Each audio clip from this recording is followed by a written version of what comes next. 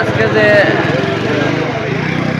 এই যে আয়োজন দেখছেন মুবারক কেন হয় কেন হজরত আরব আলী শাহর মাজার ওই ভিতরের যেটা মাজার এটা হইলা আরব আলী শাহর মাজার। আর সামনে যেটা এটা হইল শাহ মনোহর আলীর মাজার। আরব আলী হইলে তার বাবা, এটা অনেক পুরানা। তার বাবার উরুস বা বাবার তাই পালন করতা। আমরা আগে আমরা ছোটোবেলা থেকে দেখি আর আমরা বাচ্চাও এখানে মুরুদ, আপনার মাও এই জায়গায় মুরিদ আছেন।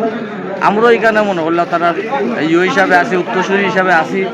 আর খুব পূর্বে থেকে এটা চলে, সিন্নি চালা চলে, বছরও দুইবার হয়।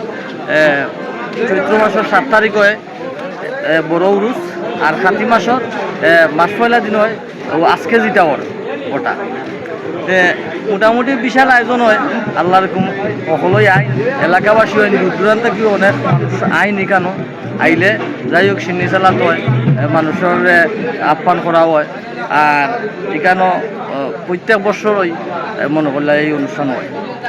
আর বিশেষ করে এখনও মনে করলেও আরব আলী শাহর নামেই আর তার ছেলে মনোহর আলী সাহ তাইনও তানটা এখনও হইছে না, মানে উদয়টাই হয় তার মা বাপর। বর্তমানে আছেন নূর মনোহর আলীর ছেলে বাবুল আলী সাহ, তার বড় ছেলে। থান দায়িত্বই মনে করলেও এগুলা পরিচালনা হয়, থান দায়িত্বই বা থান বাপর এটা তাইন দরিয়া রাখছে, তাইনই চালাই এটা মনে করলেও। থানটাও বাইনছেও চিনে, আর তান গেছে আমরা সবই বা তান গেছেও আইলে একটা গুণাগুণ মিলে, একটা ফল মিলে যে যেখানে লাগি। আর সেও যার মনের তৃপ্তি হয়। তখন আমি একটা জিনিস লাগি আইছি, আইলে মনে করলাম মনে করলাম যে মনের উদ্দেশ্য জিজ্ঞান করি যাওয়া যায়, আল্লাহ এটা করে।